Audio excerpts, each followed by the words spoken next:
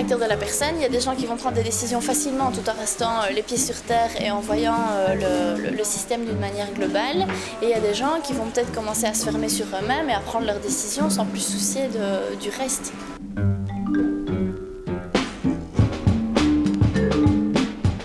Au départ, quand j'ai lu la question, je me serais dit non, la passion elle aveugle et elle fait peut-être prendre des décisions qui ne sont pas rationnelles et qui ne sont pas peut-être pragmatiques ou peut-être pas les bonnes décisions. Et en fait, quand j'y réfléchis, la meilleure décision que j'ai prise, je l'ai prise justement avec passion et pas avec raison. Et donc moi je dis que oui, elle aide à la prise de décision et c'est souvent les décisions qu'on prend avec passion qui sont les bonnes. Pas toujours, mais en tout cas, mon cas oui.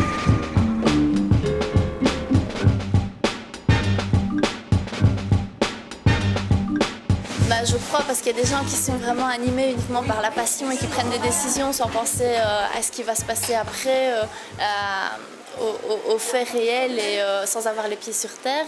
Et puis à l'inverse, il y a les gens qui ont des raisonnements hyper financiers et qui vont prendre des décisions hyper pragmatiques sans avoir un peu de rêve.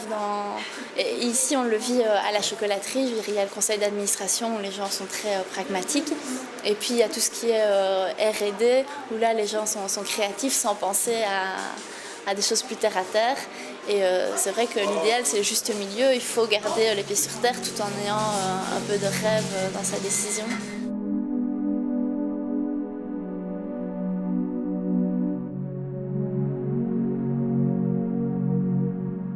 Oui, mais ça peut aussi devenir une habitude.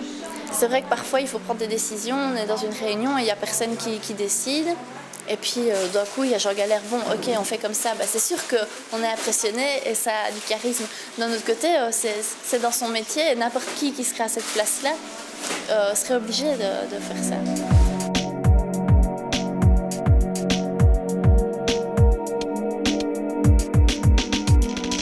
Bonne question.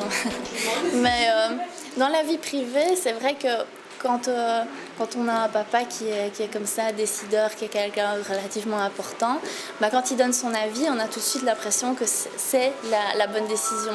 Et donc du coup, on se dit, ok, je vais faire ça, c'est lui qui a raison.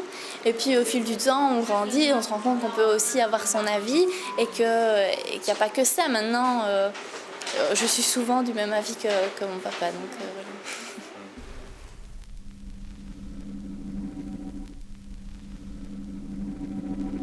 À première vue, j'ai envie de dire avec beaucoup de prudence et peut-être vraiment pas y prêter trop d'importance puisque la personne, de toute façon, ne subira pas le choix.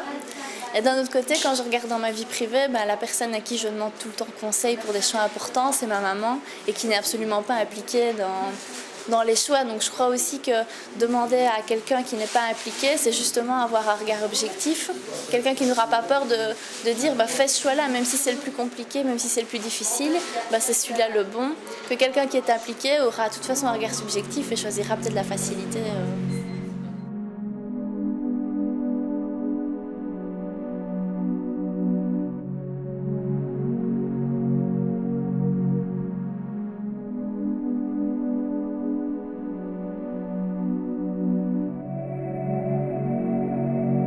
Oui, mais en fait j'ai choisi celle-là parce que je remarque aussi bien dans la vie privée que la vie professionnelle. Dans la vie privée, au début, on doit prendre des choix vraiment importants. Qu'est-ce qu'on va faire comme études, où est-ce que je veux habiter plus tard, qu'est-ce que je veux faire comme travail, est-ce que la personne avec qui je suis est la bonne. Et toutes ces décisions sont pas faciles à prendre. Et puis en fait, plus on les prend, plus on se crée un chemin. Et plus c'est facile de prendre des décisions. Quand les plus difficiles sont prises, le chemin il est tout tracé. Et donc après ça devient un réflexe de prendre ces décisions-là parce qu'on voit clairement où on va.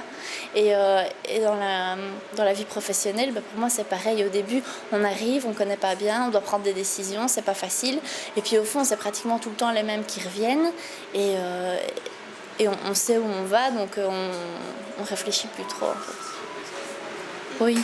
Oui. clairement. Et là, je rejoins la question sur le niveau hiérarchique et est-ce que ça devient un métier? Ben, moi, je trouve que oui, parce que les personnes qui sont plus bas dans la hiérarchie ne sont pas habituées à prendre des décisions.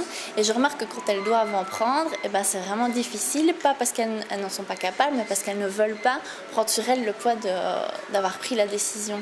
Et quand on est obligé, ben, après, ça devient... quand dans son métier on est obligé de prendre régulièrement des décisions, ben, on prend ça beaucoup moins, c'est beaucoup moins important. Et à mon stade, je dois prendre des décisions, mais c'est pas non plus, je veux dire, le directeur général doit prendre des décisions beaucoup plus importantes que les miennes, et il les prend avec parfois autant de facilité que les miennes.